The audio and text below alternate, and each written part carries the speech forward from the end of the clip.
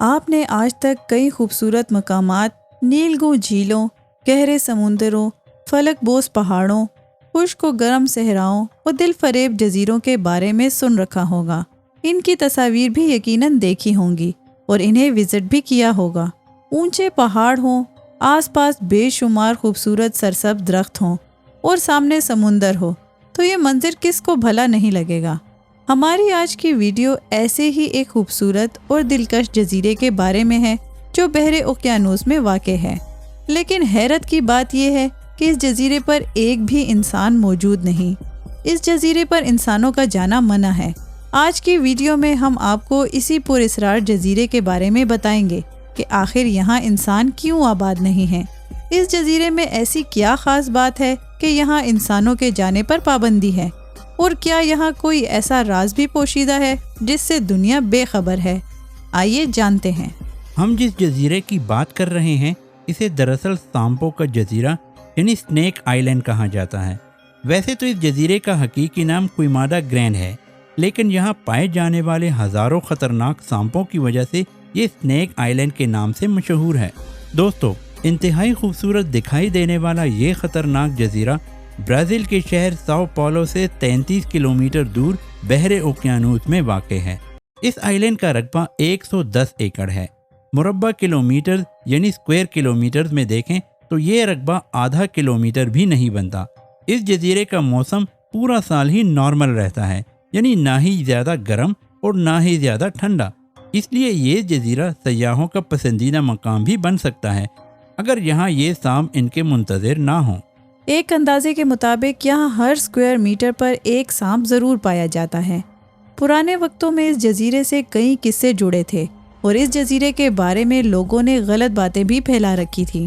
ایک وقت تھا جب کہا جاتا تھا کہ اس جزیرے پر موجود سانپوں کی تعداد لاکھوں میں ہے۔ البتہ آج کی سائنسی تحقیق یہ بتاتی ہے کہ اس جزیرے پر پائے جانے والے سانپوں کی کل تعداد 1500 سے 4000 کے درمیان ہے۔ دوستو، دراصل یہاں عام طور پر 2 ہی قسم کے سانپ موجود ہیں۔ ایک قسم کا نام اس کے بھورے رنگ کی مناسبت سے گولڈن لینس ہیڈز ہے۔ یہ قسم دنیا کے خطرناک ترین سانپوں میں سے ایک ہے اور یہ سانپ صرف اسی جزیرے پر پائے جاتے ہیں۔ یہ بھورے رنگ کے سانپ درختوں کے پتوں اور شاخوں میں اس طرح سے چھپے بیٹھے ہوتے ہیں کہ دکھائی بھی نہیں دیتے، جبکہ دوسری قسم کے سانپ زیادہ خطرناک نہیں ہیں۔ اگر سانپوں کی یہ خطرناک قسم کسی انسان کو ڈس لے تو کچھ ہی گھنٹوں میں اس کی موت واقع ہو سکتی ہے۔ ماہرین یہ بھی کہتے ہیں کہ اس سانپ کا ڈنک بہت تکلیف دہ ہوتا ہے، یہاں تک کہ انسان کی چیخیں نکل آتی ہیں۔ البتہ اس کے ڈسنے سے موت واقع ہونے کے امکانات صرف 7% ہی ہوتے ہیں، جبکہ اس کے ڈنک سے کڈنی فیلئر، برین ہیمریج، پونچھ کا جمنا اور انسانی خلیات کی توڑ پھوڑ جیسے دیگر مسائل بھی جنم لے سکتے ہیں۔ البتہ عام طور پر یہ سانپ انسانوں پر خود سے حملہ نہیں کرتا، بلکہ اپنی جگہ پر ہی موجود رہتا ہے۔ یہ سانپ زیادہ تر پرندوں کو اپنی خوراک بناتے ہیں۔ کچھ پرندے تو اسی جزیرے کے باسی ہیں اور ان سانپوں سے خبردار رہتے ہیں، جبکہ کافی تعداد میں پرندے دوسرے علاقوں سے سفر کے دوران یہاں ٹھہرتے ہیں اور ان سانپوں کی خوراک بن جاتے ہیں۔ دوستو، چونکہ اس جزیرے پر لوگوں کا داخلہ ہی ممنوع ہے، لہٰذا لوگوں نے اس جزیرے سے مختلف قسم کی کہانیاں منسوب کر رکھی ہیں۔ بعض کہانیوں کے مطابق اس جزیرے پر بحری قزاقوں نے کوئی بہت بڑا خزانہ چھپا رکھا ہے۔ اسی خزانے کی حفاظت کے لیے انہوں نے اس جزیرے پر ہزاروں سانپ چھوڑ دیے تاکہ کوئی بھی انسان اگر اس جزیرے پر خزانے کی تلاش میں آئے تو وہ ان سانپوں کا شکار بن جائے۔ ایک اور قصہ جو یہاں کے آس پاس کے علاقوں میں بہت مشہور ہے، وہ دراصل یہاں بنائے گئے ایک لائٹ ہاؤس سے جڑا ہے۔ یہ ایک اونچا سا ٹاور ہے جو کشتیوں کی سمت کا تعین کرنے میں مدد کے لیے بنایا گیا تھا۔ 1920 سے پہلے اس لائٹ ہاؤس میں کسی ایک شخص کی موجودگی لازمی ہوتی تھی، البتہ بعد میں اس کی لائٹس کو آٹومیٹک کر دیا گیا اور جو شخص اس لائٹ ہاؤس میں رہا کرتا تھا اسے برازیلی نیوی کی جانب سے واپس بلا لیا گیا۔ البتہ لوگوں نے اس کے بارے میں بھی کہانیاں گھڑ لی کہ اس شخص کو سانپوں نے ڈس لیا تھا، اس لیے اس کی موت واقع ہو گئی تھی۔ یہ جزیرہ شروع سے ہی ایسا نہیں تھا، نہ ہی یہاں اتنے سانپ پائے جاتے تھے۔ آج سے کوئی 11,000 سال پہلے بحر اوقیانوس کا لیول زیادہ ہونے کے باعث زمین کا یہ ٹکڑا باقی علاقے سے الگ ہو گیا اور سمندر میں ڈوبتی زمین کے سانپ اسی جزیرے پر اکٹھے ہو گئے۔ اس طرح یہ الگ تھلگ جزیرہ سانپوں کا مسکن بن گیا۔ لیکن اس وقت کے سانپ آج پائے جانے والے سانپوں کی طرح اتنے خطرناک نہیں تھے، بلکہ سانپوں کی یہ خطرناک قسم تب پائی ہی نہیں جاتی تھی۔ یہ سانپ دو الگ اقسام کے ملاپ سے وجود میں آئے تھے، کیونکہ اس جزیرے پر نہ انسان آباد ہوئے اور نہ ہی وہاں کوئی دوسرا جاندار پایا جاتا ہے جس سے ان سانپوں کی نسل کو کوئی خطرہ ہوتا۔ لہذا ان سانپوں کی تعداد بڑھتی ہی چلی گئی۔ ان کی واحد خوراک پرندے تھے، لہذا قدرت نے ان سانپوں کو پرندوں کو اپنا شکار بنانے کے لیے کچھ خاص خصوصیات دیں جو عام طور پر سانپوں میں نہیں ہوتی۔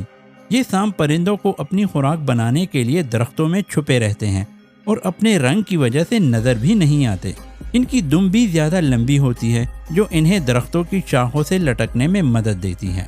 چونکہ پرندے فوراً اڑ جاتے ہیں، لہٰذا قدرت نے ان سانپوں کا ڈنک اتنا زہریلا کر دیا ہے کہ پرندہ اڑان بھرنے سے پہلے ہی مر جاتا ہے اور سانپ اسے اپنی خوراک بنا لیتا ہے۔ آپ جانتے ہیں کہ اس جزیرے پر کون لوگ جا سکتے ہیں؟ دوستو، کوئی بھی عام شخص اس جزیرے پر برازیلی حکومت کی اجازت کے بغیر قدم نہیں رکھ سکتا۔ ہاں، البتہ برازیل کی نیوی کبھی کبھار اس جزیرے کا چکر لگا لیتی ہے۔ اس کے علاوہ ان سانپوں پر مختلف ممالک کے سائنٹسٹ اور ڈاکٹرز ریسرچ بھی کر رہے ہیں، اور ان کی ٹیم کو بھی کوئی ماہر ڈاکٹر ہمراہ لے کر ہی اس جزیرے پر جانے کی اجازت ملتی ہے۔ سائنسدانوں کے مطابق اس سانپ کا زہر مختلف بیماریوں جیسا کہ کینسر اور دل کی پیچیدہ بیماریوں کے علاج میں مفید ثابت ہو سکتا ہے، جبکہ اس سے بلڈ پریشر کی دوائیاں بھی بنائی جا رہی ہیں۔ اسی لیے اس جزیرے پر پائے جانے والے سانپوں کی اس نایاب قسم کی بہت مانگ ہے، اور بلیک مارکیٹ میں ایسا ایک سانپ $30,000 تک کا فروخت کیا جاتا ہے۔ آپ میں سے بعض لوگ یہ بھی سوچ رہے ہوں گے کہ کیا یہ آئی لینڈ واقعی اتنا خطرناک ہے؟ تو دوستو، آپ اکیلے ہی نہیں ہیں جو ایسا سوچ رہے ہیں۔ مختلف فورمز پر کئی لوگوں نے اس بارے میں اپنے خیالات کا اظہار کیا ہے۔ یہ سانپ بہت خطرناک ہیں، اس بارے میں تو کوئی شک نہیں۔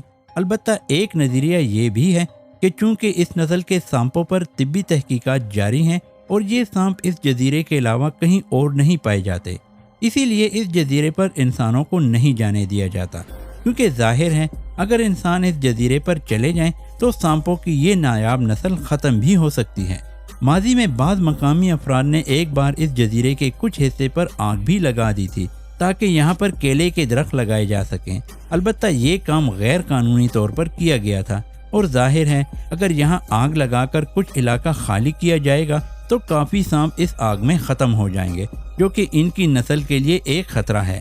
اب یہ سانپ تعداد میں ویسے بھی کم ہی رہ گئے ہیں کیونکہ ان کی خوراک صرف پرندے ہی ہیں، اور یہ پرندے بھی اب ان سانپوں کے وار کے عادی ہو چکے ہیں اور ان سے اکثر بچ نکلنے میں بھی کامیاب ہو جاتے ہیں۔ تو دوستو، کیسی لگی آج کی دلچسپ ویڈیو؟ مزید ایسی ویڈیوز کے لیے ہمارے چینل کو سبسکرائب کریں۔ آج کے لیے اتنا ہی دوستو، نیکسٹ ویڈیو تک کے لیے اللہ حافظ۔